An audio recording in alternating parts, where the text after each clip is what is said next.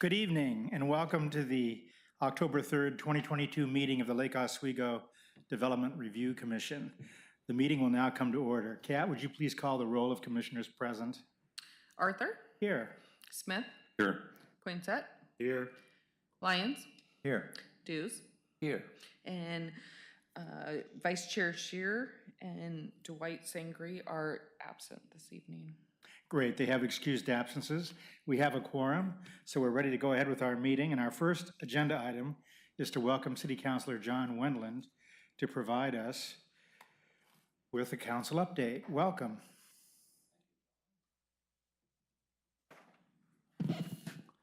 Appreciate the time and also appreciate your service. I've been reading your agendas and you've been quite busy, and thank you for everything that you're doing, especially with your help on all the city projects that we stacked up on you. So thank you. A couple updates for what's been happening. We started off September with a fairly light schedule on our agendas. We had a tree appeal, which took up the majority of the one. In the 4 years, I've missed one meeting, and I was supposed to be the tie-breaking vote, but anyway, we followed up with another meeting, and I think we have it settled, and we'll do the final decision on tomorrow, actually, on our next council meeting. But thank you for all your work on that tree appeal. But some other exciting news. We had an update on the Lake Oswego wildfire programs that the city of Lake Oswego is involved in. And a lot of people feel that we are a city. One of the things that we enjoy as a city is that we have a good fire department, we have a strong staff, and we have a staff that actually has been well prepared for firefighting forest fires. And you wouldn't think that that would be from a city standpoint, but there is a relationship between all fire departments that they help each other out. And during fire season, we're able to loan resources to the state of Oregon and to the federal government to help fight fires in our forests. And we have equipment that we actually have that helps do that. But more importantly, it helps train our firefighters because we do live in a city of trees. And so actually I think all of our firefighters are certified in forestry firefighting now, and that's going to come in very handy which we knock on wood that we would never have an incident, but in case we do have something like that where we would have a fire in one of our forests here in town, we would be more apt and ready and trained to do that. It also is a good community service to the state and to other firefighting districts to help each other out. We would expect the same from them if we had a fire and they could come and help us out. So we were given a great update to that. We also get money back for the use of our services. We don't do it for free per se, but there's allocated funds that we get reimbursed. So what is exciting is that the feedback from the fire brethren that are all out there, Lake Oswego has very qualified, very intelligent, and very tactical skills that are very helpful in the field, and they appreciate our team that comes down to help them. So they don't say that about everyone. The other thing that we discussed and we're excited about is the grant of the American Rescue Plan Act, ARPA funds, which the government gave entities, and it all dribbles down to the city level to get money for some of the recovery from the COVID experience that we went through. And part of that, we made a $600,000 grant to nonprofits. And we had what I would call a very detailed and very complex vetting process of nonprofits, which we have a lot of in Lake Oswego, to ask for funds, and they went through a selection committee for the different grants that they requested. And I just wanted to share with you that we had $1.2 million in requests, and we granted almost $551,000 of that, of the $600,000. Some of the different places that got it were the Lake Oswego Chamber, the Hunger Fighters of Oregon to replenish some funds for a lot of the food that they've been donating during the COVID timeframe. Lake Oswego Meals on Wheels, which helps our seniors. The Rotary Club to help with some educational excellence awards, their SASSY awards. Friends of Tryon Creek to help reimburse some of the expenses that they had. The Heritage Council, Respond to Racism, I Love Lake Oswego, Lakewood Center for the Lakewood Theater at Center for the Arts. So lots of nonprofits were able to apply and actually receive funds, and it was nice to have a community effort of all the, it really showed the value of the volunteer organizations within Lake Oswego of what, how much they impact our community and what they do for our community. There's just a lot of really wonderful volunteers that help support all these organizations, and I think we should be very thankful for their efforts. And then we had a meeting last week, a special meeting that I just want to update you on. It was a study session on the wastewater treatment plant that they are now in the 60 percentile of the design phase, and we're at some points where we haven't, I think we've got a couple more months before we have the final off-ramp if we don't want to participate in it. But it's the PPP, the private-public partnership that we have with EPCOR.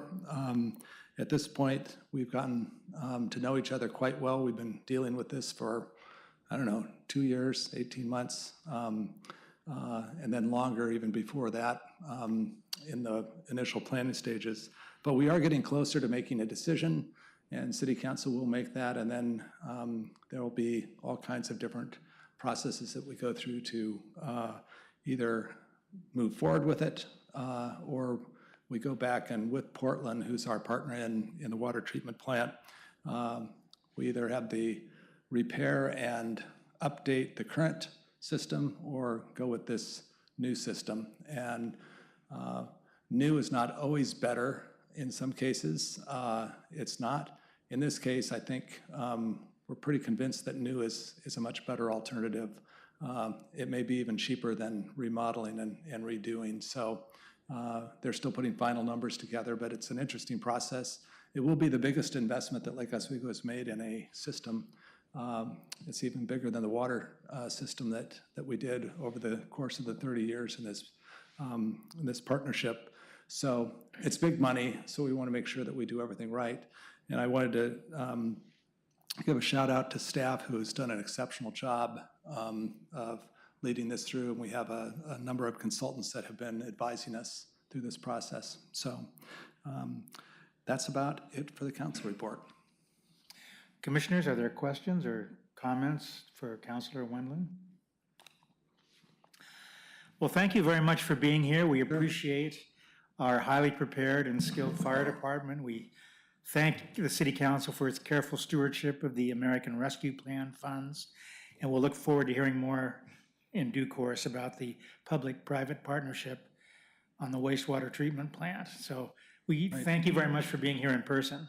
Thank you, and have a good meeting. Thank you.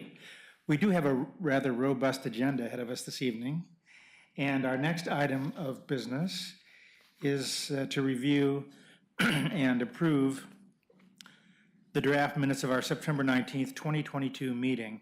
I did have one suggested change I wanted to make to page 8, the last full paragraph, the first line.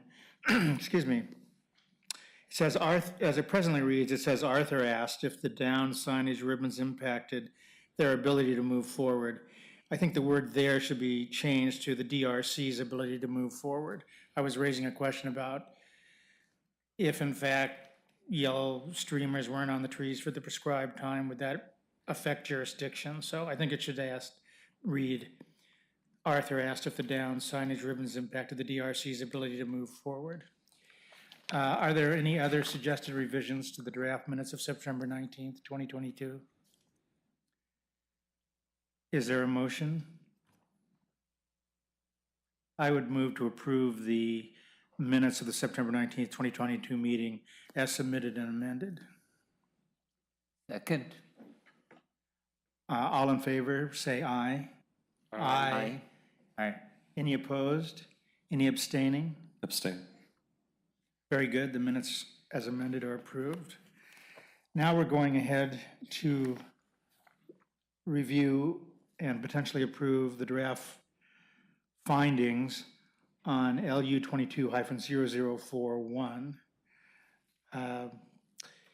We've all had an opportunity to review the draft findings. Are there any suggested changes to the draft? Is there a motion regarding the draft?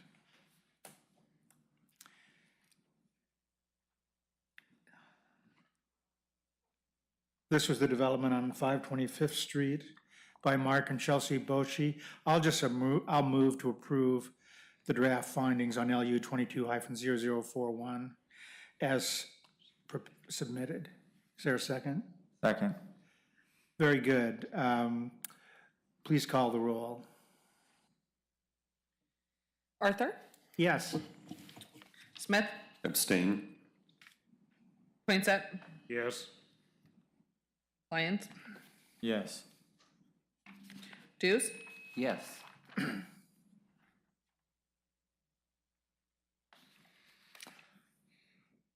Thank you very much.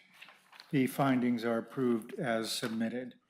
We now move to matter LU 22-022, which I'll just remind ourselves is a request for a conditional use permit and modification to increase the duration of use of the athletic fields, relates to field lighting, artificial turf on the athletic fields, a running track, and a development review permit to construct a concession stand, dugouts, pedestrian improvements at the Lake Ridge Middle School. I'll ask City Attorney Boone if we have a procedural issue before we get to consideration of the draft findings. Not that I'm aware of at this point. Nobody has filed any procedural objection. However, if I can beg the Commission's indulgence, Commissioner Lyons, you voted apparently affirmative to approve the findings on the previous case here. Our records show that you voted no on the tentative decision. Did you mean to do that? I mean, did you want to change your vote from no to yes? That was on the. No, my intent was to confirm the vote as taken. Okay, this is the final approval, so your vote would be as you personally find whether or not the criteria were met. So if, Okay, misunderstood then. all right, you change your vote to a no. Correct. Okay. So does that mean the findings are not adopted? No, let's see, the vote, Kat, was then? No, it would be 3-1. Yes. Yeah, 3-1. So it's the majority of those qualified and eligible to vote. So it's 3-1, so it passes. No, that's not fatal. Vote. So just as a point of order, though, in theory, hypothetically, as these findings come before us, is it not possible for a commissioner to have voted no preliminarily and then to have changed his or her mind Oh, and certainly. vote yes? Yes, or reverse. Yes, that's the tentative decision is to instruct staff to prepare findings consistent with that. But you know, that doesn't bind you until the final vote is made. That's your final vote on whether or not the application meets the criteria. So in the correct circumstances, one could vote no tentatively and then Right. vote yes on And the then have final. a change of mind, you know, having listen to the commissioner's thoughts, also think about it longer, sure. Thank you for that clarification. Now we'll move ahead then to LU 22-0022. We have received draft findings, conclusions, and proposed order prepared by staff. Do we have any suggested revisions, having had a chance to look at the draft findings? Is there a motion relating to these draft findings for LU 22-0022? Excuse me. I'll move to approve the draft findings, conclusions, and order as submitted for LU 22-0022. Is there a second? Second. Thank you. Please call the roll. Arthur, Yes. Smith, Abstain. Poinsett, Yes. Lyons, Yes. Hughes. Yes. Thank you. The findings are approved. We now move into the first of our scheduled public hearings this evening.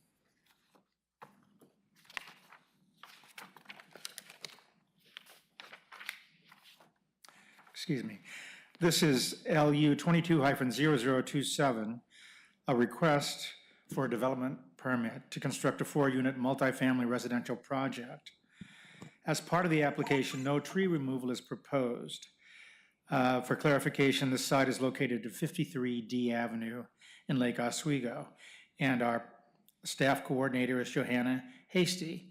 Before getting into the public hearing, City Attorney Boone, would you like to give us some preliminary language? Certainly. I'll go over the process. The public hearing process is as follows. First, there'll be a presentation by staff, then testimony by the applicant up to 20 minutes, followed by testimony by parties in support of the application, then testimony by parties opposed to the application, and then testimony by those neither for nor against the application. Individuals will be allowed up to 5 minutes. Any person in attendance may cede his or her time for testimony to another person, except to the applicant. But in no case shall any person's testimony be increased to greater than 10 minutes. Recognized neighborhood associations, homeowner associations, government or government agencies, or other incorporated public interest organizations will be allowed up to 10 minutes. Those time limits do not include time spent responding to questions from the commission. Testimony by attorneys, representatives, and witnesses on behalf of, or which are a part of the presentation by a person shall be counted within that person's time limit. It's assumed the persons are testifying on their own behalf unless they expressly identify the recognized neighborhood association, homeowner association, government or government agency, or other incorporated public interest organization they're representing. After testimony in favor, opposed, and neither for nor against, then the applicant's rebuttal up to 5 minutes. Then commission deliberation, including a statement to the applicant by the commission of any proposed conditions of approval different than contained in the staff report, and the applicant's response to the commission's conditions of approval proposed following commission deliberation. As stated in the public notice, the deadline for submission of written materials was noon today. No written materials may be submitted to the commission tonight. Any person may request an opportunity to present additional evidence by requesting a continuation of the public hearing. This land use request is to be considered based on the applicable criteria and standards. The staff report lists the criteria and staff identified by staff as applicable to the request. It was available online and from the planning department. Testimony and evidence must be directed towards the applicable criteria. Please identify to the commission the criteria or standards you're addressing so the commission may consider your testimony in relation to those criteria or standards. If you do not identify the criteria or standards you're addressing, the commission is not obliged to guess which standards or criteria you're testifying about and may not consider your testimony in its decision. Failure to raise an issue accompanied by statements or evidence sufficient to afford the commission and the parties an opportunity to respond to the issue precludes raising the issue to the City Council and the Oregon Land Use Board of Appeals based on that issue. The failure of the applicant to raise any constitutional or other issues relating to proposed conditions of approval with specificity to allow the commission to respond to the issue precludes an action for damages in circuit court. Now, a potential conflict of interest is declared on behalf of each of the DRC members to the extent of their business or employment, which each will identify. Unless declared otherwise, the respective DRC member does not have a known present or anticipated future business relationship with the project or the applicant. It is possible that a future business relationship could arise in the initiation, design, construction, or maintenance of the project through either the employment or business of the DRC member personally or through a relative as defined in ORS 244.020. At this point, I would ask the commission members to please declare if you've had any ex parte contacts, including a site visit. If you have any bias on the application, a financial conflict, declare your financial conflict of interest, and please state your business or employment. Mr. Dews. Yes, I'm John Dews. I am an architect. I'm employed as a development manager with Target Corporation. I did drive by the site. However, I've had no ex parte contacts. I have no bias, nor do I have any financial conflict of interest. Point set. My name is Bruce Poinsett. Occupation is a construction safety consultant. I'm also an instructor at Portland Community College. I was having a rough time trying to identify the site. Does it have a house number on it or something? Well, I personally don't know, but you'll get all the evidence you need from the Okay, record. great. I don't have any ex parte contacts, no biases, no financial conflict. Thank you, Commissioner Poinsett.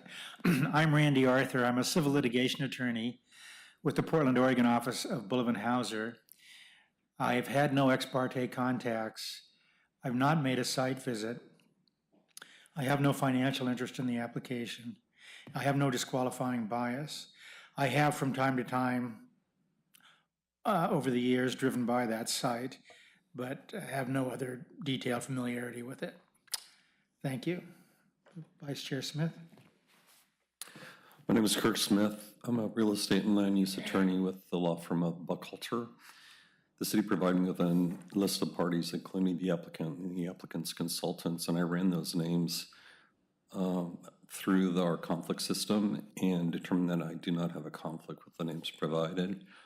I've not visited the site. I have no ex parte contacts, no bias, and no additional financial conflict of interest.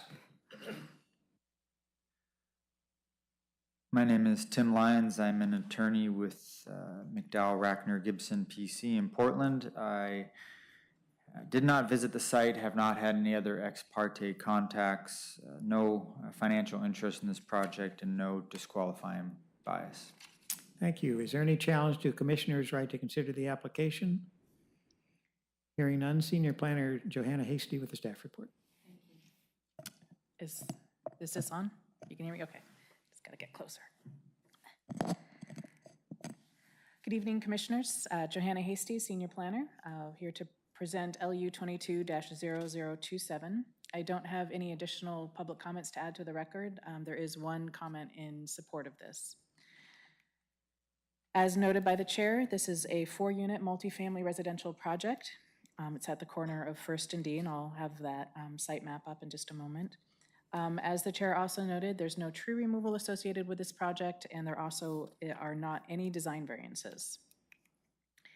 The site is located, as I said, at the corner of First and D. It's highlighted here in red, just up from what is commonly known as the Sawtooth project, and then also one site up from 21D Avenue, the big multifamily that's there right above Caddy Car Wash. The site is located in the First Edition Forest Hills neighborhood. It's zoned R0. All surrounding properties are zoned R0,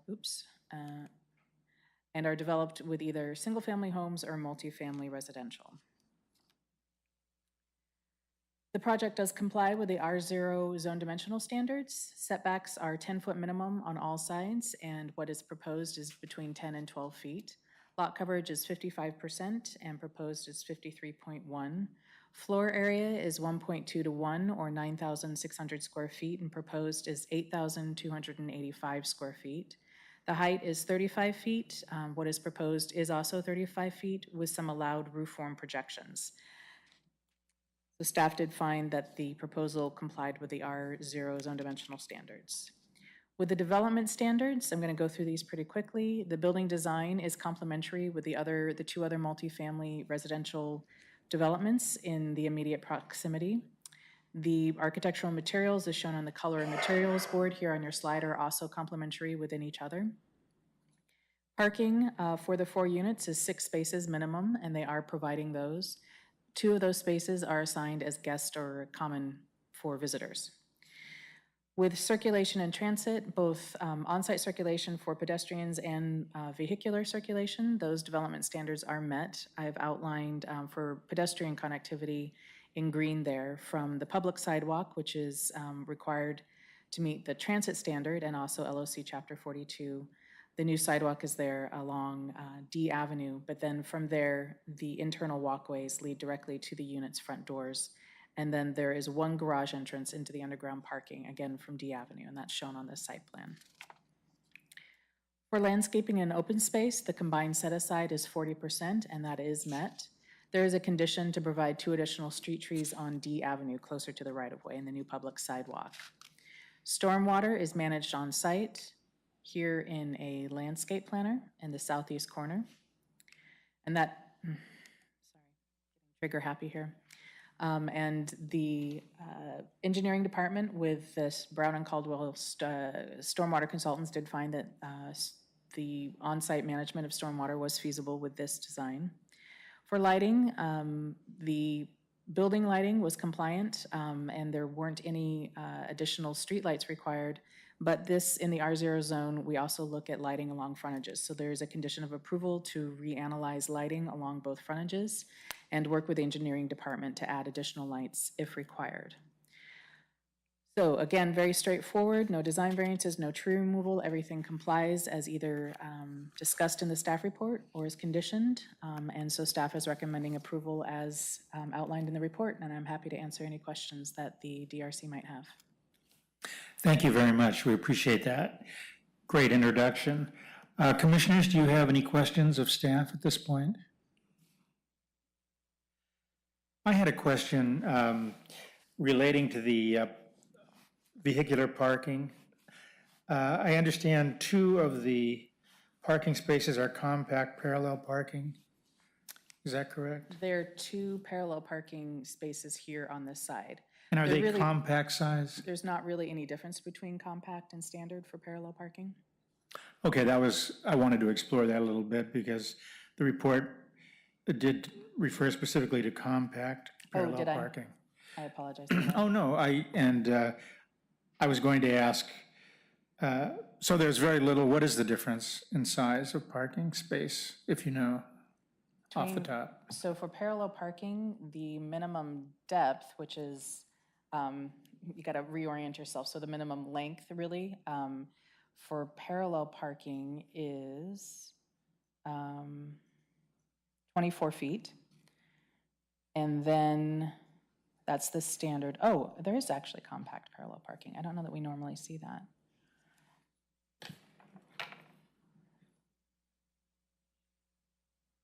I'm going to try to pull up my site plan here and zoom in on it a little bit so I can see what the dimensions of those stalls are.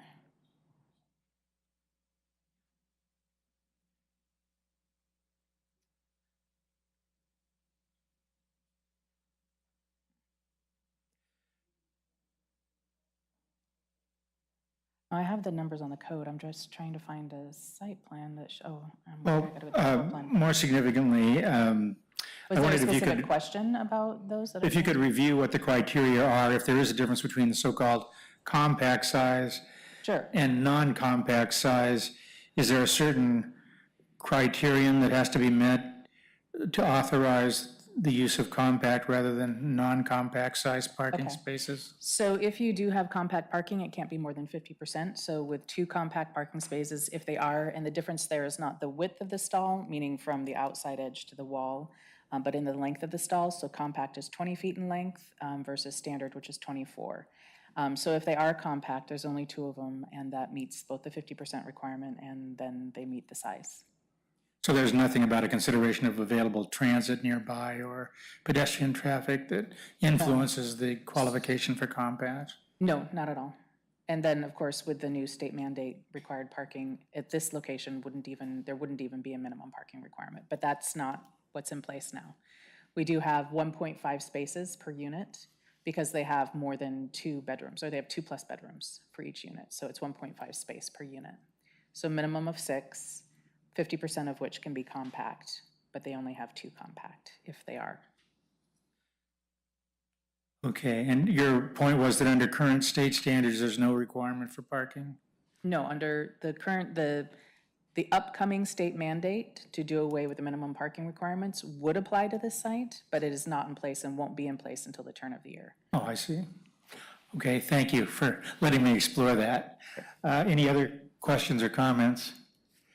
If not, we welcome the applicant to come forward. The applicant owner is, I believe, Koval Holdings LLC, and their architectural firm is here, along with a representative of the owner. So welcome, please introduce yourselves and proceed with your presentation. Thank you. My name is Carl Rafey. I'm an architect with Kobla Creative out of Portland. Thanks for taking the time to hear about our project this evening. I've brought my associates with me, Hayden Wrench, designer job captain, and principal and partner in charge, Melissa Miners, is in the front row behind me. Welcome. We have a brief presentation tonight, about a dozen slides, and it will look very familiar having seen Johanna's overview, but this gives me an opportunity to speak a little bit more from the design perspective, how we got where we are. So let's see, we've already done the introductions. Our site at the corner of D Avenue and First Avenue was formerly occupied by a single-family home, and perhaps that's why Commissioner Poinsett was not able to find the home address. Is currently our owner has made some sort of arrangement with the contractors of the Francis, and they are staging material there right now. But that home had been demolished under a previously approved permit. But coming up the steep slope from State Street, you pass a number of, the fabric of the context is varied. We have single-family homes immediately to our west of older and newer construction. We have multifamily homes of various sizes. We've already referenced the Sawtooth adjacent to us, the Francis, a larger project, and then we have some 60s or 70s vintage multifamily, the Talisman, and another one across the street, and then a newer construction here. So we're sort of at this nexus where we're bridging between housing of different ages, scales, and styles. A look at how these different styles come together. We've got modern looks, we've got contemporary interpretations of craftsman things, we have more mid-century things. And we also have the single-family homes. The top left is the home that formerly occupied our site here. And we have the older existing homes across the street, and we have newer homes that build on familiar traditional languages in an attractive way. And I think I've highlighted that one on the top right because there's something about the simplicity and yet familiarity of it that I think we were trying to build on with our design. That red zone is a little distracting, but because this home had been previously occupied, this lot had been previously occupied by another home, we already had a big clearing without any trees in it, so we did not need to remove a bunch of trees to execute our plan. We've got 3 trees on beyond the western property line, which will remain, and the line of trees along the north property line remain as well. There were a few invasive species that could potentially be removed. When we initially started this project, we were looking at 6 units, and then as we proceeded developing the plans and incorporating the various elements, it pared it down to 5 units and ultimately arrived at just 4 units. For the quality of the units, the feel of the units that our owner wanted to deliver, this was really became the right balance and the right solution for us. As Johanna referenced, all our required parking is accommodated in the basement level, interior to the building perimeter. The 4 units themselves, oops, I'm pushing the wrong button. There we go. So the units jog in and out to give articulation to the facades and define each unit as its own entity. The lower level is actually the bedroom level, and because with this sloped site, we have the opportunity to capitalize on a lot of great views out to the east. And so our upper level is the primary living space, dining and kitchen, and it's a very open plan that people can take advantage of those views. And to take that one step further, we are providing some, I keep pushing the wrong button, some deck areas on the roof, which would be completely concealed by the parapet of the building, but there would offer some amount of living space on the roof for the residents.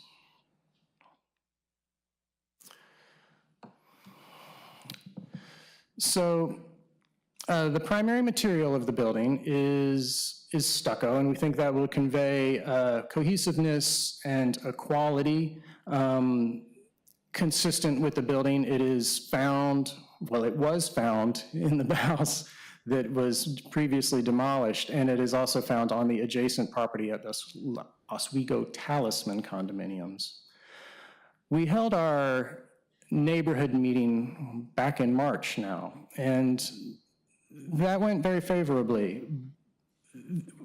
We did mainly just wanted to answer questions for them. They just wanted to understand things like how high this building would feel, how was parking accommodated, how were trees going to be affected. So as part of that meeting, we supplemented our elevation with this outline profile of the Talisman to the left, which shows how their existing mansard parapet height is slightly above the main roof line of our property, with these allowed projections that extend beyond it just a little bit. So that helped give a sense of how this scaled into the neighborhood. Sorry, I jumped around there. Our primary siding material is the stucco, which we then accent with these infill panels of stained cedar to give a little bit of warmth and a different sort of texture and verticality to these bays. Wood is also brought into the entries with wood screening elements and wood soffit of the entry canopies. The windows contrast the light-colored stucco with their dark framing that'll be black or bronze in color. And so that vocabulary is pulled around to the remaining elevations. The gable forms present themselves on the 2 street faces, while the interior lot lines to the north and the east do not have gables, but the eastern elevation is opened up with more views and balconies for the residents. We take advantage of the steeply sloped site by tucking the parking entrance under off of D Avenue without having to otherwise elevate the building artificially to get the parking under it.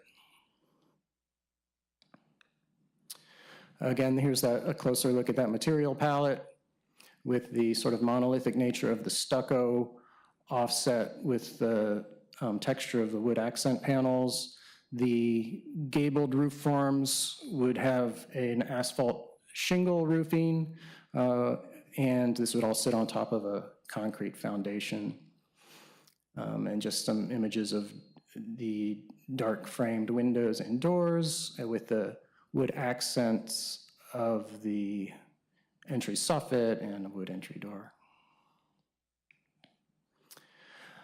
The view you get coming up D Avenue, it really won't be as exposed as this. You can see how we've sort of ghosted in the sawtooth there, which will obscure most of this view coming up D Avenue, but I wanted you to be able to sort of see how the whole building massed together, so I ghosted it in there.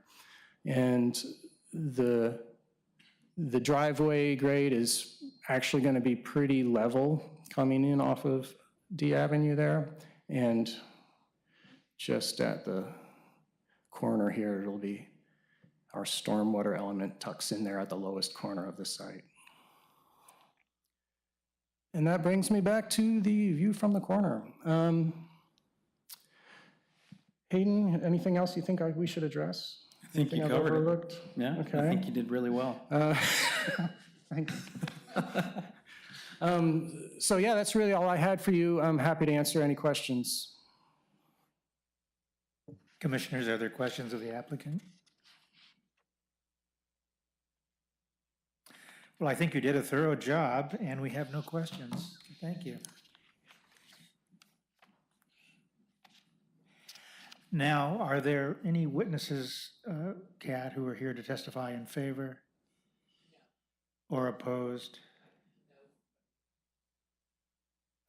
Or neutral? Is there anyone here on Zoom or in person who wishes to testify about the application? Very good. Do you want to give rebuttal? I'm being facetious somewhat. How should we proceed at this point, City Attorney? Well, before you proceed to deliberation, let me announce that prior to closing the public hearing, any person may request an opportunity to present additional evidence. If a request is made, the public hearing would be continued to date certain, not less than 7 days later, or the record will remain open for at least 7 days after the hearing to enable additional written evidence or testimony to be submitted, and the commission would establish the period for any rebuttal written evidence to be submitted. Is there a request to present additional written evidence? Hearing none.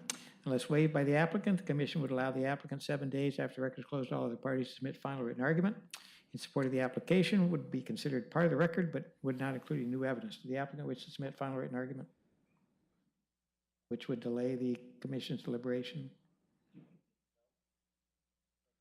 Nope. You may proceed to deliberation, Mr. Chair. Thank you. As we go into deliberations, are there questions of staff after hearing the applicant's presentation? I did have a question. When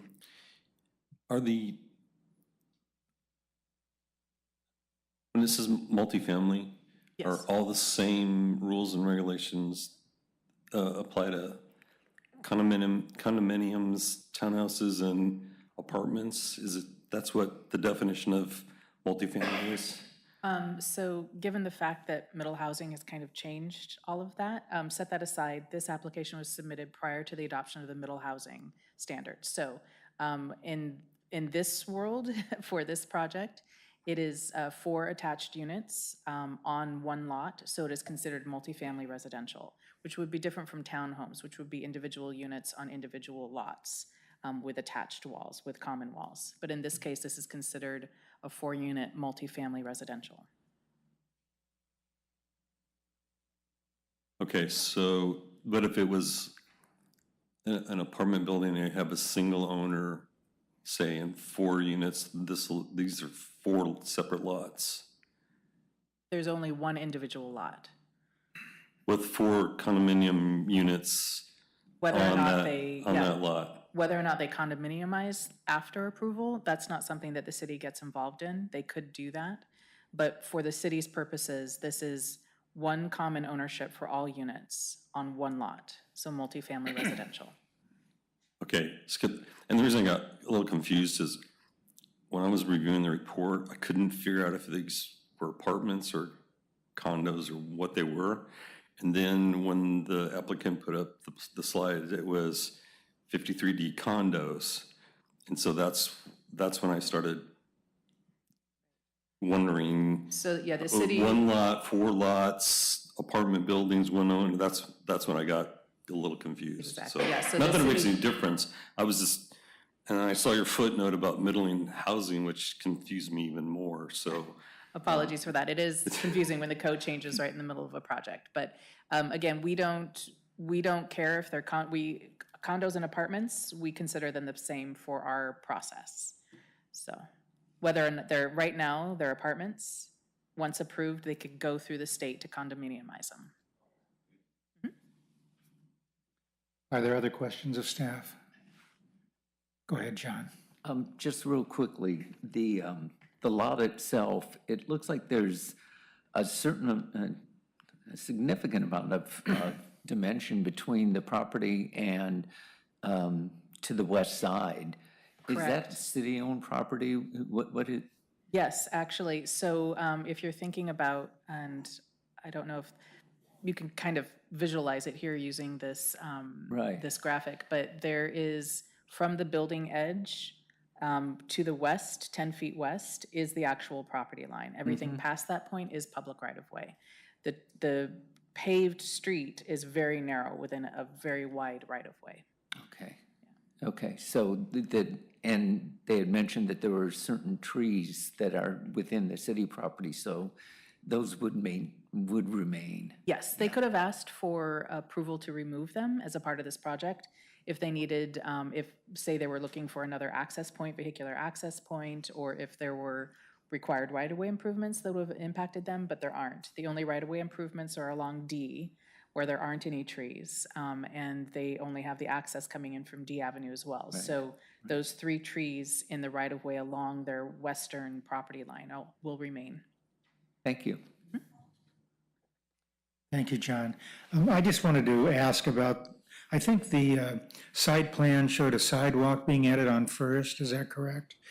Oh, sorry, on D. Oh, that's on D? There's a 3-foot shoulder on First. So basically, from the edge of the paved travel lane for cars, there's a 3-foot shoulder. The majority of from there, the only other right-of-way improvements are connected to that new sidewalk. So it's going to kind of scoot around the corner there with an ADA wheelchair ramp from the corner where it transitions from D to First. And then the sidewalk will extend all the way down that D Avenue frontage past the Sawtooth and connect up with the 21D sidewalk that's coming, which takes it down to State Street. So from the corner of First down to State, you'll have a sidewalk on that side of D Avenue. Oh, I see, thank you. Are there any other questions of staff before we head into deliberations? Very good. We'll now commence deliberations on this application. Are there any thoughts that commissioners have that they'd like to express, either in favor or opposed to approval?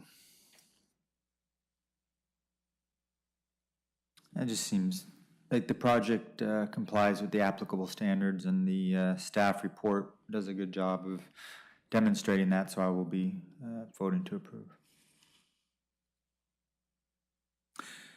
Thank you. Yes, and I appreciated the articulation of the front exterior facade.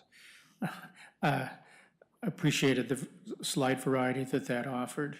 I think that the criteria are satisfied, and I'll be voting to approve as well, if a motion to that effect is made. Is there any other discussion before hearing a motion? Does anyone wish to make a motion? Commissioners? Commissioner Dews? Yeah. I would request that we approve LU 220027, the request for a development review permit for a new 4-unit multi-family residential development. And that's with the conditions as outlined in the staff report? Yes, yes, exactly. Thank you. Thank you for that. Is there a second? Second. The motion has been made and seconded. Let's call the roll, please. Arthur, Yes. Smith, Yes. Poinsett, Yes. Lyons, Yes. Dews. Yes. Thank you. The application is tentatively approved. Written findings be brought back on, what's the date? Well, it'd be 14 days from the 3rd, 17th? October 17th? October 17 at 6 o'clock, unless, okay, so I would ask people to stay tuned. I mean, unless the next hearing coming up might be continued, then we go to 7. But otherwise, if we're just talking about findings only, I think staff would be suggesting 6 o'clock Zoom only. My only hesitancy with that is, I was remembering, the one time we failed to have a quorum was when we had a mix-up. We had changed from 7 to 6, and one of the members showed up at 7. But if we can all make a note of coming at 6, I'm sure that'll be fine. Well, and we would actually suggest it be by Zoom. So Yes. everybody can participate via Zoom, and we can send out some reminders as well. Okay. Do we need to take any You action don't on need to that? vote with that, but it'll be at your next meeting, and the exact time yet to be decided based upon this evening's second public hearing. Very good, thank you. We'll now proceed to another public hearing on the application LU 22-0016, which is a request to modify the existing Lake Oswego High School conditional use permit, known as LU 02-0016, to expand the campus to include the lot at 2301 Hazel Road, as well as a development review permit to add minor public facilities such as a greenhouse, outdoor classroom, some additional landscaping and parking on the Hazel Road lot. This request does include the removal of 19 trees. Just for the clarification, this site is located at 2301 Hazel Road and 2501 Country Club Road. And Johanna Hasty is senior planner presenting this project. City Attorney Boone, would you lead us into the hearing, please? Thank you. Again, the public hearing process will be a presentation by staff and testimony by the applicant up to 20 minutes, then testimony by parties in support of the application, followed by testimony by parties opposed to the application, and finally testimony by those neither for nor against the application. Individuals are allowed up to 5 minutes. Any person in attendance may cede his or her time for testimony to another person, except to the applicant, but in no case shall any person's testimony be increased to greater than 10 minutes. Recognized neighborhood associations, homeowner associations, government or government agencies, or other incorporated public interest organizations will be allowed up to 10 minutes. Those time limits do not include time spent responding to questions from the commission. Testimony by attorneys, representatives, and witnesses on behalf of or which are part of the presentation by a person shall be counted within that person's time limit. It's assumed the person is testifying on their own behalf unless they expressly identify the recognized neighborhood association, homeowner association, government or government agency, or other incorporated public interest organization they are representing. After testimony in favor, opposed, and neither for nor against, then applicant's rebuttal up to 5 minutes. Then commission deliberation, including a statement to the applicant by the commission of any proposed conditions of approval different than contained in the staff report, and the applicant's response to the commission's conditions of approval proposed following commission deliberation. As stated in the public notice, the deadline for submission of written materials was noon today. No written materials may be submitted to the commission tonight. Any person may request an opportunity to present additional evidence by requesting a continuation of the public hearing. This land use request is to be considered based on the applicable criteria and standards, which staff has identified as applicable to the request. It was available in the staff report and listed available online and from the planning department. Testimony and evidence must be directed towards the applicable criteria. We ask that you specifically identify to the commission the criteria or standards you're addressing, so the commission may consider your testimony in relation to this criteria or standards. If you do not identify the criteria or standards you're addressing, the commission is not obliged to guess which standards or criteria you're addressing, and may not consider your testimony in its decision. Failure to raise an issue accompanied by statements or evidence sufficient to afford the commission and the parties an opportunity to respond to the issue precludes raising the issue to the City Council and the Oregon Land Use Board of Appeals based on that issue. The failure of the applicant to raise constitutional or other issues relating to proposed conditions of approval with sufficient specificity to allow the commission to respond to the issue precludes an action for damages in circuit court. A potential conflict of interest declared on behalf of each of the DRC members to the extent of their business or employment, which each will identify. Unless declared otherwise, the respective DRC member does not have a known present or anticipated future business relationship with the project or the applicant. It's possible that a future business relationship could arise in the initiation, design, construction, or maintenance of the project through either the employment or business of the DRC member personally, or through relatives defined in ORS 244-020. At this point, I would ask the commission members, please declare any ex parte contacts, including a site visit. If you're biased on the application, financial conflicts of interest, and please state your business or employment. Mr. Dews. Yes, I'm John Dews. I am an architect employed by Target Corporation. I have not visited the site. I have not had any ex parte contacts. nor do I have any bias or financial conflicts. Commissioner Poinsett? I'm Bruce Poinsett. I'm a construction safety consultant, also faculty at Portland Community College. Have not visited the site, do not have any ex parte contacts, no biases, no conflicts. Thank you. I'm Randy Arthur. I'm an of-counsel attorney at the Bullivan-Hauser Law Firm. I've not had any ex parte contacts, nor have I made a site visit. I have no financial interest in the project and have no disqualifying conflict. Vice Chair Smith? My name's Kirk Smith. I'm a real estate and land use attorney at the law firm of Buckhalter. The city provided me with a list of parties, including the applicant and the applicant's consultants. I ran the names of the parties through our conflict system and determined that Walker Macy, which is a consultant on this matter, is a former client.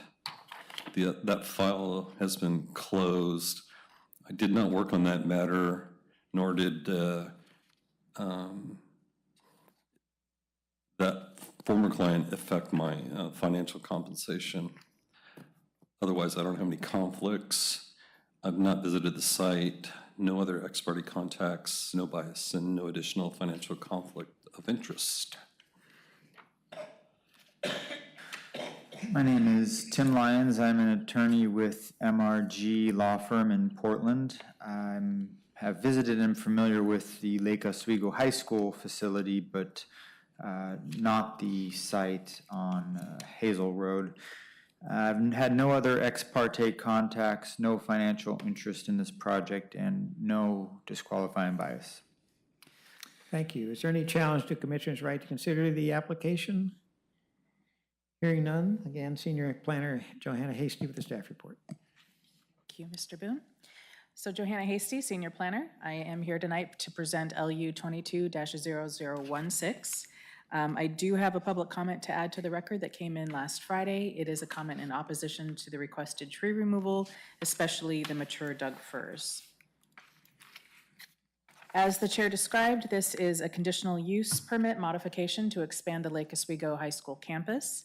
It is also a development review permit to construct some accessory school uses on that expanded site, what I'll call the project area, an outdoor classroom and a greenhouse, along with some landscaping and parking and other site amenities. And to facilitate the construction, the applicant is also requesting the removal of 19 trees. This proposal is very similar to the Lake Ridge High School, but it is a conditional, the recent Lake Ridge High School project that you approved. But it is different in that it's a CUP modification because they're expanding the campus. But similar to the Lake Ridge High School project, there is no increase in enrollment that is proposed or anticipated with these accessory school uses. This is a very large site. It is located in the Forest Highlands Neighborhood Association. It abuts a number of local streets, including Boones Ferry Road, Country Club, and Hazel Road, as you can see here. The existing school site is zoned public functions primarily, but a portion of it to the north is also zoned R5, as is the project area here that I've highlighted in red. Adjacent properties on a site this large, there's no primary type of development.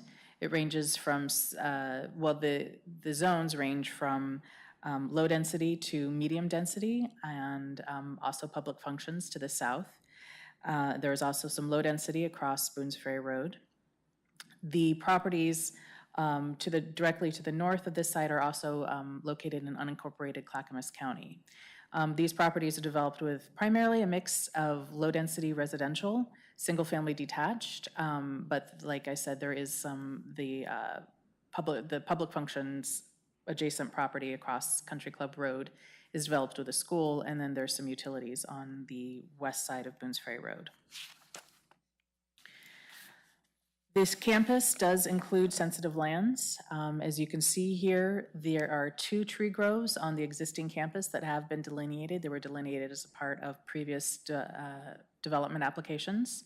On the project area, this RC district, prior to annexation, was considered a habitat benefit area, as all residential zoned properties, when they're annexed into the city, if they do have a tree grove on it, is an HBA, a habitat benefit area.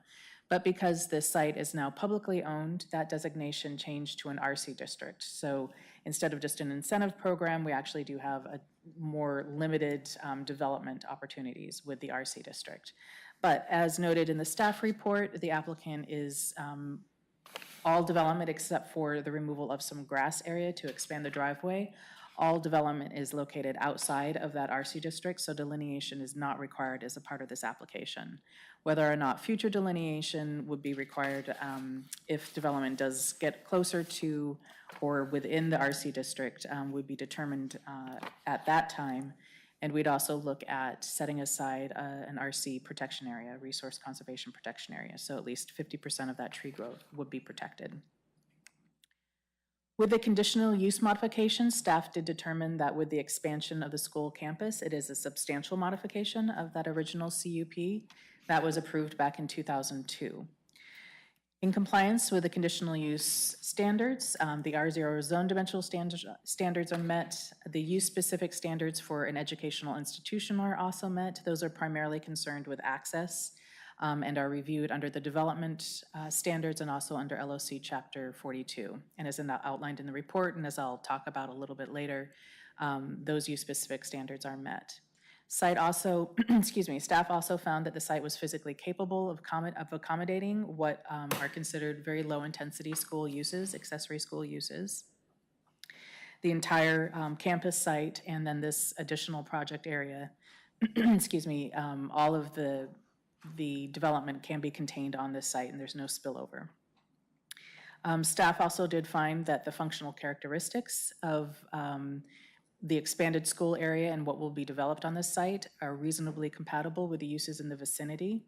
They do abut residential to the east, but as I'll discuss under the R5 zone dimensional standards, they are offset from that those residential uses. And then to the north, where there is more residential, you have the entire RC district on the project area, and then also the RC district on the existing campus area that helps screen and buffer. So staff did find that the conditional use criteria are met. The R5 zone dimensional standards, with this one, it's interesting because we only look at the project area for compliance with the R5 standards. But again, this is a very large site and there are very minimal structures on this, so there wasn't any problem with compliance. The setbacks are a function of, with this type of development, they're a function of the abutting development. The greenhouse, which is the larger structure, is set back 37 feet from the eastern property line. The outdoor classroom, which you can kind of see here, is set back 98 feet. So the setbacks are more than met in that direction, and then all other directions, you've got the RC district to the north and then the school campus to the south and west. Lot coverage and floor area maximums under the R5 zone are also not exceeded. The proposed height for the greenhouse is 18.75 feet, and the outdoor classroom is 23.3, again, much lower than as allowed by the R5 zone. For the development standards, the building design for the greenhouse and for the outdoor classroom complement the existing school facilities. Neither of the two structures generate parking on their own, but the applicant is proposing 20 additional spaces, either along what was Hazel Road next to the existing parking spaces or along the driveway going north on the site. Because there is no minimum parking, I did not go into that in the staff report, but because they are adding parking, even though it's not triggered, we do have to look at the maximum, the 125% maximum. And as outlined in the report, they don't exceed that cap. Stormwater is managed on site through a variety of ways, including ponds, rain gardens, and planters. And our consultant, the stormwater consultant, did find that their proposal was feasible. Pedestrian connectivity is going to be completed from Toma Road down to Hazel Road. There's an existing pathway that stops at the school campus now.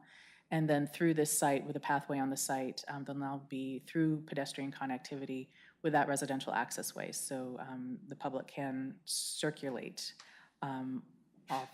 off the roads that way. There'll be a 15-foot access easement over that pathway leading down from Toma Road to Hazel Road.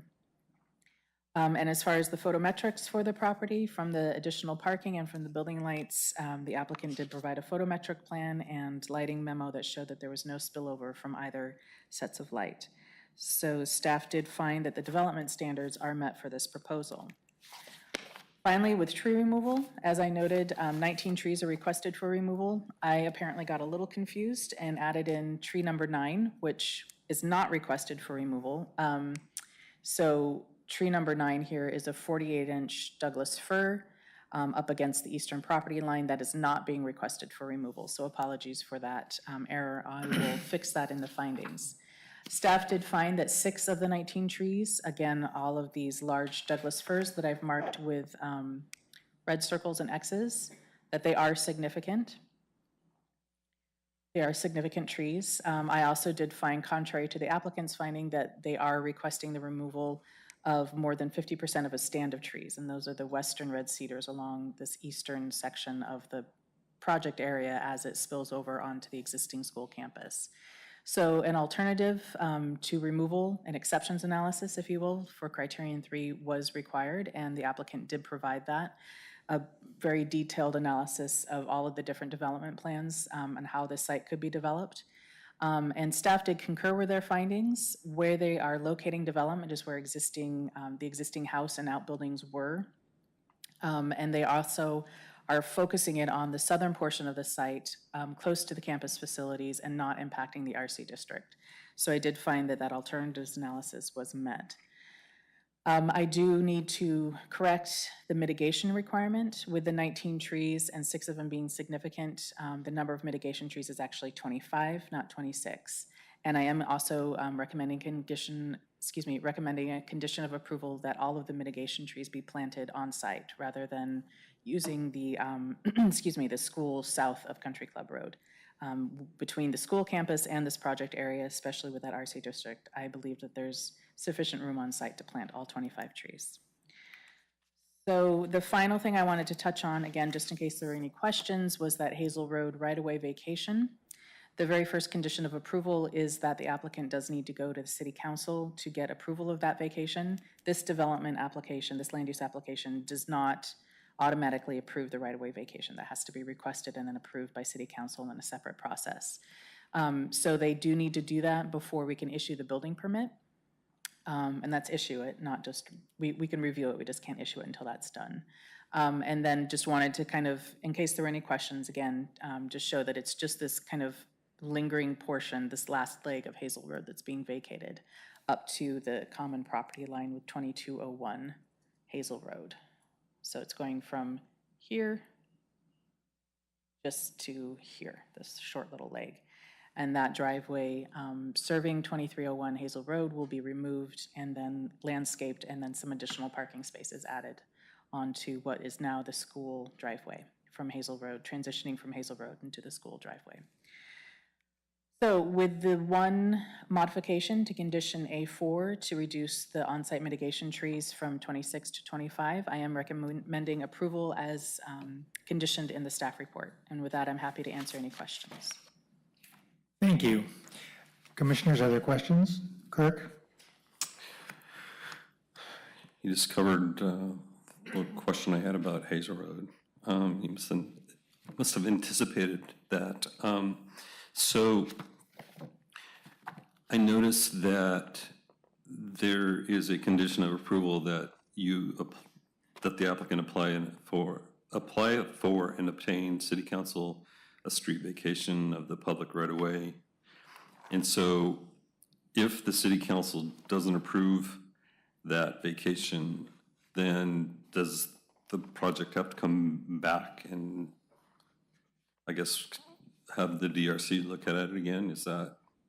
Yeah, and I don't know why the council wouldn't approve it. I haven't heard anything from engineering that would give me any indication that they wouldn't approve it. But if there is some sort of hiccup and the right-of-way vacation is not approved, then they would have to come back to staff to modify their land use application to incorporate that right-of-way. Okay, and then Hazel Road, where does that stop now, or does it continue through the high school and drop down through by the football fields? So if you look at the graphic on the top of your screen, it's a little, so I'm going to zoom back a little bit or scroll back you can see it a little bit better on this vicinity map here. Hazel Road does this odd, in the school campus, does this odd thing where Hazel Road kind of comes into the campus. Remember, this R5 zone property, the project area, was, before the school bought it, it was open for redevelopment. So this right-of-way, it looks like a private driveway, but it actually is public right-of-way up to the western boundary of 2301 Hazel Road. So the existing school campus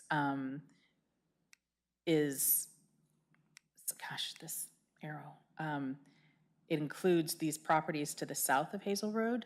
And then with the purchase of 2301 Hazel Road, now the road kind of projects into the campus site, if that makes sense. So what they're proposing is they're just going to vacate everything, the entire Hazel Road right-of-way from this point west.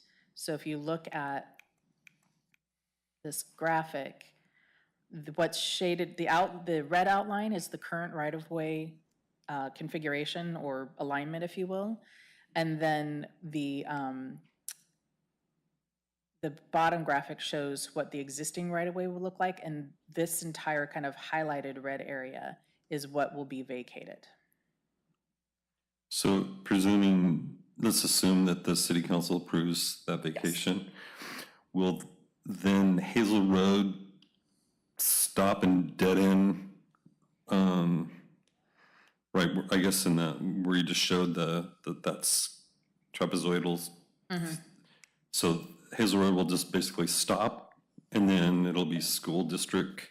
Technically, yes. So, but the way that it's, you can see it in the upper graphic here, there's an existing driveway that just sort of naturally, Hazel Road transitions very naturally into the school driveway here. It's very hard to tell when you go from public right-of-way to, at this point, transition to the school property.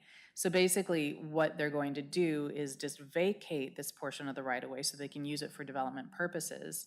And then I don't think that there's much that they can talk about, the applicant can talk about what the design of this right-of-way is going to be. I think there's going to be like a small apron, maybe a small hump here to transition from public to on-site.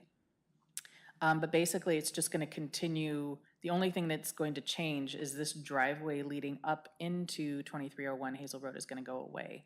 And then there's going to be some parking here. So if you look down here, there's going to be more parking spaces along what was and what is now expanded is school property. So, but in reality, you're not going to see much of a difference between what's there now and like how the experience that you have in the car. It's going to be pretty much the same. You're just not going to be able to go up this road / driveway, which it looks like a driveway, but it's actually public right of way. The reason I was curious is because when I used to take my daughter to drop her off to high school, theoretically, a member of the public is not going to know whether or not they're on school district right away or a public street. So so it's like, well, did the accident occur in the city street or did it occur? I doubt there's going to be a sign saying you're leaving the public right away and you're now going on to district property, I'm presuming. So a member of the public's not going to have any clue whether or not they're on a public right away or on the district right away, I guess, right? Is that? I mean, there's a fairly clear demarcation if you're traveling on Hazel Road that is developed with a single family home. This doesn't show it, but there is a home that comes up pretty much very close to this property line here with a driveway coming in on the eastern side. So it's kind of a clear transition, at least on the north side of the road.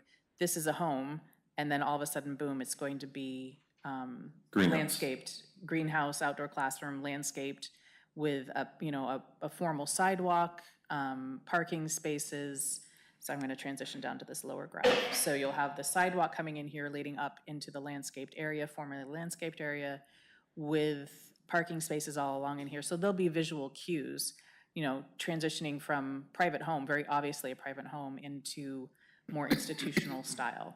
But I'm assuming there could be some signs, there might be some signs that will be put up, but there weren't any required by the city engineer, so. I guess I would just add, if you're worried about liability issues, depends on which side of the line the accident happens on.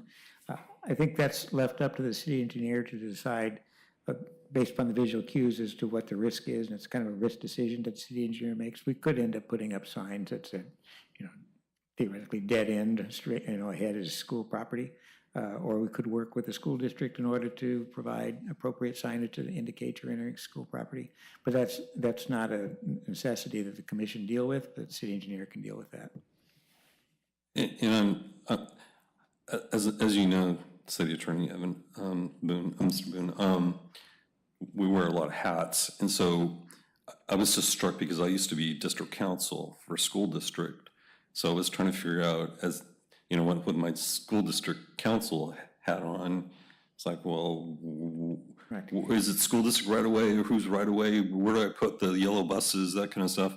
And then as a DRC member, I'm wondering, well, it looks like we have public right away that uniquely transitions to district right away, which I thought was an interesting concept. So. And we will have a easement, actually, for the public to be able to enter there and turn around. So it even, the public has a right to go on there for the purpose of making that loop turnaround, so, under the easement. Okay, thank you. Thank you for those questions. Are there any other questions of staff at this point? Yes, I have a question. In discussing the additional parking spaces, you mentioned that they were not triggered or not necessary for construction of this project. Is the parking lot that's not triggered by the construction of this project the trigger for the removal of any of the 19 trees? Oops. So, I'm sorry, this site plan does, it shows existing development, not proposed. Let me see if I can. This site plan might be a little bit better because it shows existing and proposed. The trees that are requested for removal primarily are, the smaller trees are along this western line here. This is where all the western red cedars are.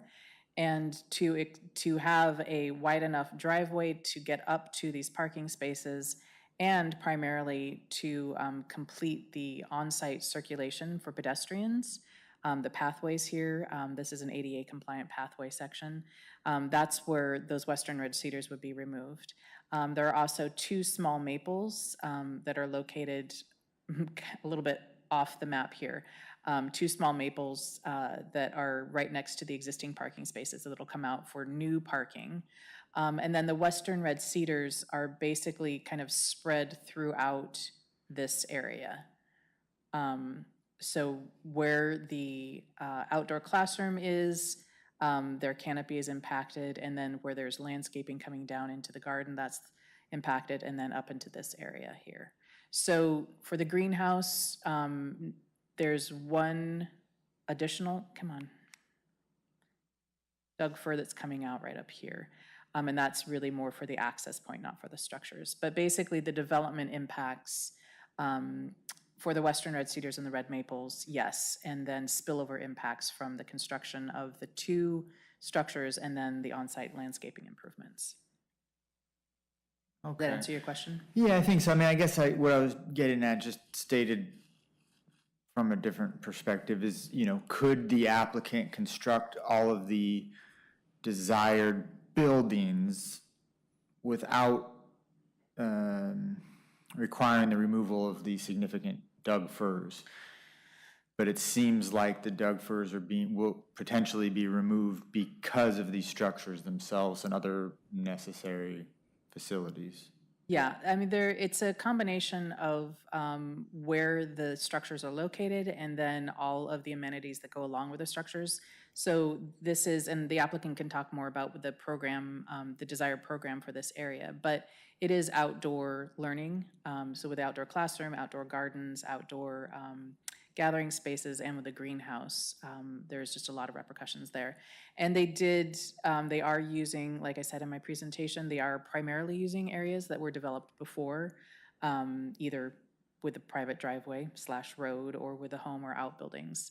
But it is spilling a little bit over from there. Specifically, your question, the parking spaces, getting rid of the parking spaces would possibly save the red maples down on the southern part of the project area, but those are small kind of landscape trees. It wouldn't preserve the 6 Doug firs. I mean, the applicant, like I said in my presentation, the applicant did a good job with the alternatives, but remember that this site is primarily treed, or not primarily, I would say, a little bit over that. I don't think that the general designation that we have on our sensitive lands map, it actually extends a little bit further. It definitely comes down this eastern property line. So there is a large portion of this publicly owned property that is treed and that they are preserving. So development necessarily kind of has to be in this area. And they are really big, beautiful Douglas firs. When this project came forward before with a development application for a subdivision, I spent a lot of time on this site, and it was, the trees are beautiful, but they're standalone trees grown as kind of landscaping throughout and around the home, and then you have this wild area up here, so it's kind of it's a 6 of one, half dozen of another. Do you preserve the grove intact, abutting, the other grove on the school property and to the north, or do you concentrate development down in the south where you have a bunch of, not a bunch of 6, well, you have 7 big Douglas firs, and one of which is being preserved. Thank you. Thank you. Could you go to your slide? I think it said type 2 tree removal, where you had the number 9. Looking at this slide where you have the number 9, what is the tree to I think it's to the west of that, the 1X that's close to the 9? What type of tree is that? That's one of the big Doug firs. So the red circles here with the big red X's, those are the mature Doug firs, and they're all like around 45 inches, give or take a couple inches. But building on your answer to Commissioner Lyon's questions, staff concluded it wasn't possible to save that one Douglas fir next to the number 9 designation. No, that's actually, development does come fairly close, and so they have an arborist recommendation for tree protection during construction that will preserve number 9, but the one But the right tree next to it, they could not, it was too close. there was no alternative reasonable approach that would save that tree in staff's judgment? Yeah, I mean, again, it's a judgment call. The point is to have a greenhouse and outdoor gardens, so, large Doug firs do impact solar and growing abilities. And then you have the really large RC district up north. I think that there are other alternatives, whether or not they work as well. The applicant's consultant team and the arborists worked together and said this was the best plan for development of the site, considering this current proposal and then also future development that would be concentrated a little bit further north of the greenhouse. But of course, you're only looking at what's in front of you today. When you say future development, you're anticipating potential future development on the school Yeah, site? some other accessory school facilities. Are there any other questions of staff? Very good. Then, if we may, we'd like to hear from the applicant. The applicant and owner, of course, is the Lake Oswego School District. Keith Lydon and others are here to represent the applicant. Good evening. Please introduce yourselves. Good evening, Chair Arthur, Commissioners. Thank you for having us tonight. Our planner, Keith Lydon, is not with us tonight, but joining me tonight is Larry Zerker, our teacher on special assignment with Lake Oswego School District. He's going to give us a little bit of insight into the development and some of the programs that are going to come out of this. Most of the comments that I heard tonight are around the trees, and we don't take this lightly, especially given the type of development that we're proposing, which is a greenhouse, garden areas, farming programs that will come out of this. We did look at the site and looked at different ways we could develop the site. Initially, the proposed development for the site was a large parking area. So as many parking spots as you can fit in that area, Tony, was the direction initially, and the intent when the property was purchased. We started looking at the site, started to talk with staff, looked at different opportunities for developing our ongoing programs in the district. We started focusing on farm to school farming programs, plant biology. Given the location of the site and the opportunities and some of the things that we had heard from other past proposed developments on the site, we knew that we had an opportunity with the adjacent forested areas. That's when we started really digging into what could this space become. Again, we don't take removing these trees lightly. We did do some pretty intensive research around retaining some of the large trees, but with the programs that we're proposing, it's quite difficult. The cedars to the west were planted initially as screening trees. Those trees are in the way. There's a large burned area that will be knocked down, allowing free access from the main building. We'll be providing an ADA pathway for students that may be mobilely challenged, and it provides clear lines of sight. Another important aspect of this site where we have an outdoor classroom is having visibility from the main campus. That connection to the main building is important and something that we're exploring for the rest of the master plans for the remaining portions of the site. You recall there's a pool on the site that will be demolished at some point, and all of those things are being considered as we look to the future for the development of the property. So as we nestle in this development, we found some great opportunities. So I'd like to open up to Larry to give a little bit more insight as to the programs we're proposing. So again, I'm Larry Zerker, Teacher on Special Assignment, or TOSA, that focuses K-12 with sustainability. And with the Lake Oswego School District, our strategic plan, 2 of our 4 focuses, one of them is teach and practice sustainability, which this directly is. Another component that this project will hit is our pillar of creating a culture of belonging. This property here, this project will open up accessibility to a wide number of students.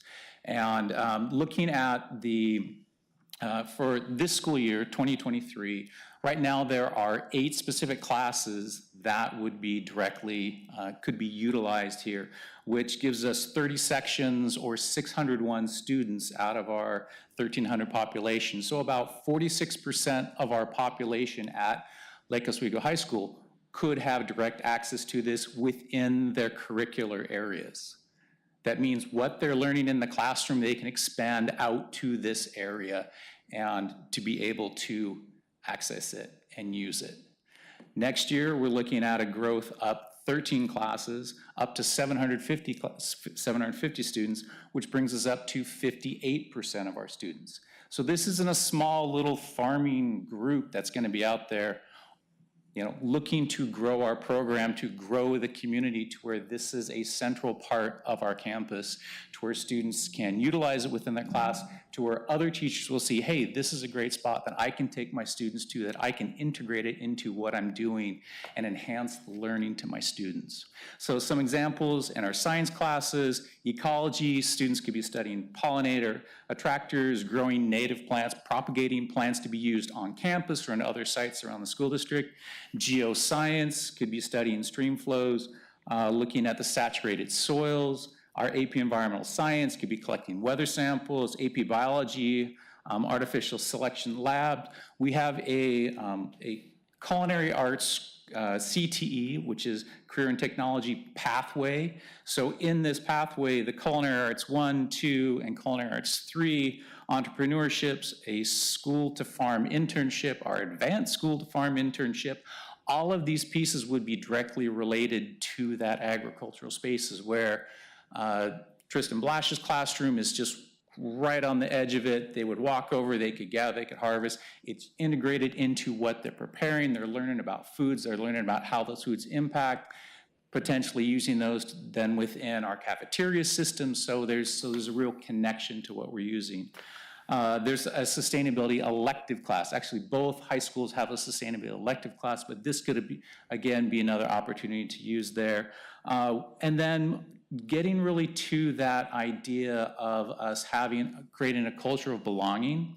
Our supportive programming, which is also known as Pathways, works with students with a disability. And the accessibility to this area will be huge for these students that have disabilities.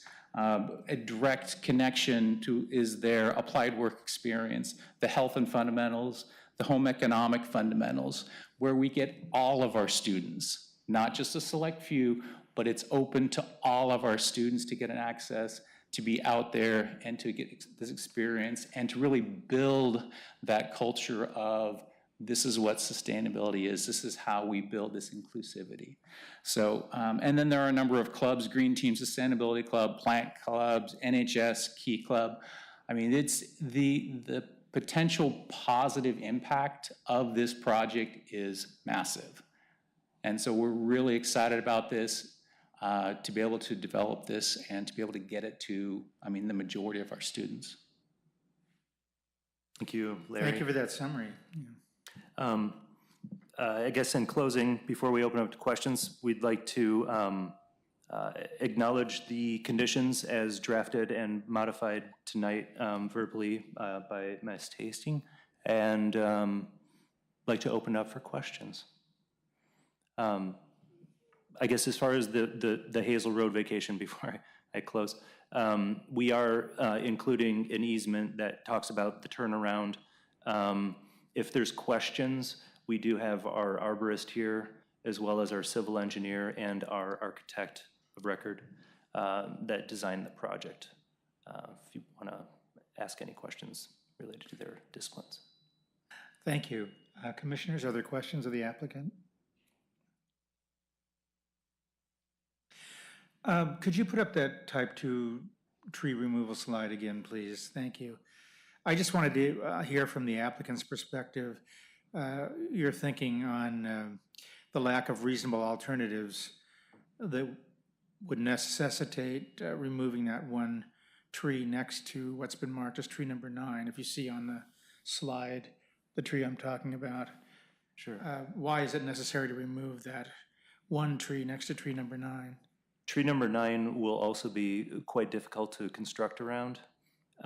We looked at a couple of different options as we were designing, laying out the site, trying to retain those trees specifically.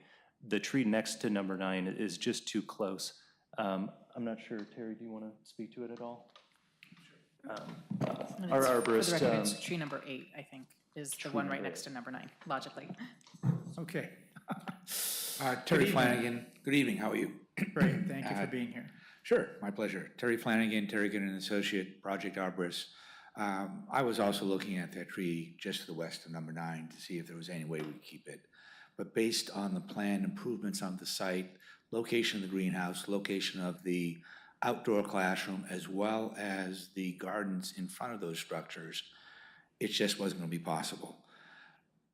The fact is, the removal of that tree to the west is, or its placement there next to the number 9, west of number 9, allows us to get a little closer to 9 because of the root system of, I believe it's number 8, Johanna, that, you know, it's preventing the tree root system from number 9 from coming too far to the west. And so if that tree number 8 wasn't there, 9 would have had to come out. But at this point, it's your professional judgment that it's not possible to save tree number 8? Not given the current plans for improvements, no, and the program needs. Thank you. I appreciate that confirmation. Sure. Are there any questions of the arborist? Any other questions? Well, thank you very much. We appreciate you being here and explaining this to us. And I'm pleased the school district, on a personal note, is incorporating some career development classes as well as college prep academic curriculum. You guys are welcome to come see some of the stuff we're doing inside that you don't have to review. It's pretty cool. Thank you very much. Thank you so much.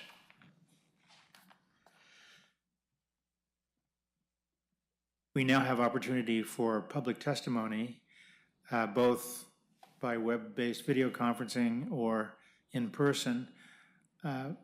Do we have witnesses who have declared their intent to testify, either for or against or neutral to the application? Is there anyone here or on Zoom who wishes to testify as a member of the public? Without that, I think we are ready then to go into staff questions and deliberations. Well, before that, technically, any person, or prior to closing the public hearing, any person may request an opportunity to present additional evidence. If a request is made, the public hearing would be continued to a date certain, not less than 7 days later, or the record would remain open for at least 7 days after the hearing to enable additional written evidence or testimony to be submitted, and the commission would establish the period for any rebuttal written evidence to be submitted. Is there any such request for to continue the public hearing for additional evidence? Seeing none, then does the applicant, cut to the chase, does the applicant wish to submit final written argument? You may proceed to deliberation, Mr. Chair. Thank you. Are there questions of staff before going into deliberations? Ms. Tasty, could you comment on the size of the mitigation trees? I think the proposal is to require 25 mitigation trees to be planted on site. What size trees would those be? It'll depend on the species. They'll be 1.5-inch deciduous or 6-foot minimum for evergreen. I see, and there's no, with this application, no designation of the species at this point? No, there are, looking at the conditions of approval, I do have a requirement for 23 of them now have to be native. But other than that, there is no additional size requirements or increased size requirements, either by code or by condition of approval. Thank you for that explanation. Any other questions, comments? Then we'll go into deliberations and asking the commissioners for their thoughts. Vice Chair Smith? Well, I think this is a great project, and what I've seen, it's an amazing opportunity for our community and the students. I guess the only thing I'm a little bit concerned, I've already mentioned, is this right-of-way issue, but I think that can be resolved. So I'll be voting to support approval of the application. Thank you for that explanation. Other comments? Commissioner Lyons? I guess my comment is just that I find the removal of the mature Douglas fir trees to be concerning and troublesome, just in general, particularly considering the nature of the project and the subject matter, and just think whether or not there can be some sort of, just taken into consideration in your own thoughts and planning for this project of how the removal of these trees could be acknowledged or incorporated somehow. But in looking, my job here and our job as commissioners to look at the criteria and looking at the criteria and the facts that you've presented, it seems that there aren't any reasonable alternatives that would allow you to use the property as you're permitted to do by code for this project that all in all I think will be very beneficial to the community. So I will be voting to approve the request. Thank you for those thoughts. Commissioner Dews, do you have any thoughts you'd like to share? Yeah, it's similar to Commissioner Lyons. In reading through the staff report, I did have concerns over those Douglas fir trees and the trade-off in it. I will say that the explanation about the program and what will be offered as a part of that was very positive and made me feel a lot better about my decision to to want to approve this project. So thank you for that. Thank you, Commissioner Dews. Commissioner Poinsett, did you have any thoughts you wanted to share? Very simple. Anything that expands educational opportunities to give young people practical knowledge to go forward, I'm in favor of it. Thank you. I also, if there's a motion to approve, I'll be voting in favor of that motion to approve. I appreciate the thought that's gone into the programming implications of this development. And certainly, I think this will be a more constructive use of the site than a paved parking lot, as was perhaps originally contemplated. Any other comments? Kirk? I don't have any additional comments. I just move to approve LU 22-0016 with the conditions of approval as modified. I'll second the motion. Thank you. Let's call the roll. Arthur, Yes. Smith, Yes. Poinsett, Yes. Lyons, Yes. Dews, Yes. 5-0.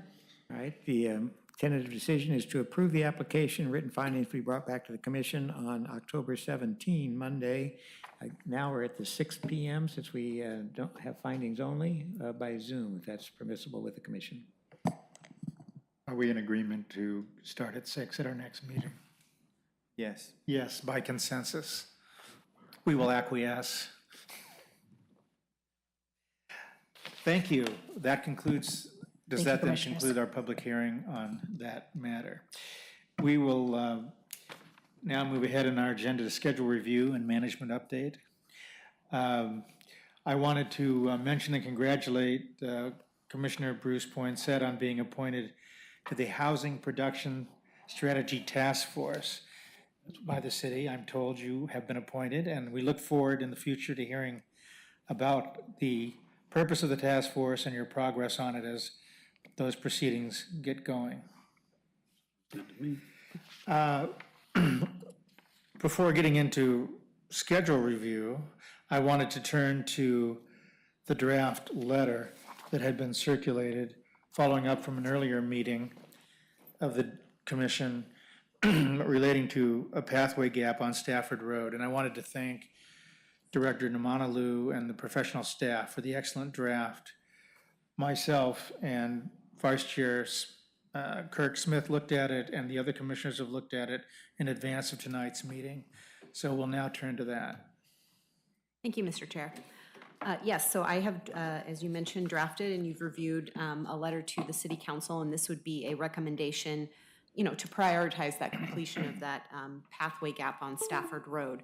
And if the commission is accepting of this draft, I would then forward it to the city manager and would let her know that the commission, with your permission, would be willing to come to the City Council and, you know, testify or provide some testimony or provide recommendations if the council so desires. And then I can report back to the commission after I find out from the city manager how she'd like to present this to the council. Well, I appreciate that point. I was going to ask about perhaps having one of our commissioners go to a citizen comment section of the city council meeting just to alert them that this recommendation had been made without going into great detail, but we'd certainly follow your thoughts on that. Yeah, I think that would be a good approach, and then we can, the city manager can confer with the mayor and they can decide how they want to approach this, which that may be what they want to do, but I think we'll leave that up to the mayor who sets the agendas for the council meeting as to how they want to proceed with this. Very good. Well, some of us, I think many of us, if not all, have made some comments about the letter in advance of tonight's meeting. Are there additional thoughts? I would just say that I think the letter is well-written and expresses the content, at least I personally was hoping to convey. Thank you for that thought. Any other comments? Do we need a formal motion then approving the letter? Do they need to make a motion? Yes. Move to approve the letter and submit to the city manager for further next steps, I guess. I'd second that motion. Thank you. Do we need a roll call? Perhaps we do for formality.